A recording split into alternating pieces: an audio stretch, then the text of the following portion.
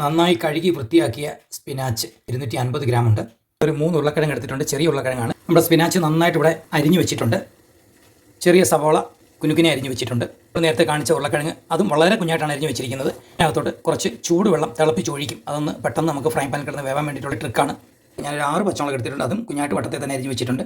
Pan അടപ്പത്ത് വെച്ച് table spoon എണ്ണ ഒഴിച്ച് കൊടുക്കാം. 1 സ്പൂൺ കടുക് ഇട്ട് കൊടുക്കാം. കടുക് ഓടി നടന്ന് പൊട്ടി വരുന്നുണ്ട്. അതിലേക്ക് നമുക്ക് അരിഞ്ഞു വെച്ചിരിക്കുന്ന പച്ചമുളകും കുറച്ച് പച്ചമുളകും കൂടെ ഇട്ട് കൊടുക്കാം. 30 സെക്കൻഡ് ഒന്ന് വാട്ടിയെടുത്ത ശേഷം അതിലേക്ക് അരിഞ്ഞു വെച്ചിരിക്കുന്ന ഉള്ളിയിടാം. അതിലേക്ക് ഒരല്പം കൂടെ ഉപ്പ് ചേർത്ത് നന്നായിട്ടൊന്ന് ഇളക്കി അടച്ചു വെക്കുക. അടച്ചു വെച്ചതിന് ശേഷം അതിലേക്ക് ചൂടുവെള്ളത്തിൽ ഇട്ട് ഊറ്റി വെച്ചിരിക്കുന്ന പൊട്ടറ്റോ കൂടി ചേർത്ത് കൊടുക്കാം. റോസ്റ്റ് പൊട്ടറ്റോ ആണ്, അതുകൊണ്ട് തന്നെ അത് പെട്ടെന്ന് വെന്ത് വരുന്നതാണ്. പെട്ടെന്ന് വെന്തോളും. ഇനി ഇതിനകത്തോട്ട് ചേർത്ത് ഇളക്കി വെച്ച് കൊടുത്താൽ മാത്രം മതി. ഒരല്പം മഞ്ഞൾപ്പൊടി കൂടി ചേർത്ത് കൊടുത്തിട്ട് ഒരു 2 മിനിറ്റ് ഇതുപോലെ ഇളക്കി അടച്ചു വെക്കാം. എല്ലായിട്ടൊന്ന് ബ്ലെൻഡായി സെറ്റായി വന്നിട്ടുണ്ട്. ഇതിലേക്ക് കുറച്ച് ഡെസിക്കേറ്റഡ് കോക്കനട്ട് ഇട്ട് കൊടുക്കാം. ഡെസിക്കേറ്റഡ് കോക്കനട്ട് ഇട്ട് കൊടുത്ത് നന്നായിട്ടൊന്ന് ഇളക്കിയെടുക്കാം. അതിലേക്ക് നമുക്ക് സ്പിനാച്ച് ആഡ് ചെയ്യണം. പിന്നെ അടച്ചു വെക്കേണ്ട ആവശ്യമില്ല, കാരണം സ്പിനാച്ചിലെ വെള്ളം ഇറങ്ങും. അപ്പോൾ ഡ്രൈ ആയിട്ട് കിട്ടുന്നതിന് അടച്ചു വെക്കാതെ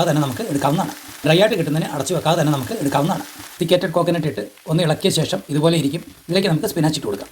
ഒത്തിരി കൂടുതലില്ല. ഈ പാത്രത്തിൽ നന്നായിട്ട് കൊള്ളും, കാരണം ഇപ്പോൾ പച്ചയായിട്ട് ഇങ്ങനെ ഇരിക്കുന്നതുകൊണ്ടാണ്. ഇതൊന്ന് പതുക്കെ പുറത്തോട്ട് പോകാതെ ഒന്ന് ഇളക്കി കൊടുത്ത് ഇതിനകത്തായി കഴിയുമ്പോഴത്തേക്കും നന്നായിട്ട് ഇതങ്ങ് ചെറുതാകുകയും ചെയ്യും. ഇത് ഇത്രയായി. ഇനി ഒന്നുകൂടെ ചെറുതാകും, ഒന്നുകൂടെ താന്നു വരും. ഇത് ഒരു പാത്രം നിറയാൻ കണ്ട സാധനമായിരുന്നു. ഇപ്പോൾ ദാണ്ട പാത്രത്തിൻ്റെ പകുതി പോലും ഇല്ല. ഇതാണ് സ്പിനാച്ച് പൊട്ടറ്റോ തോരൻ. ചോറിൻ്റെ കൂടെ കഴിക്കാം.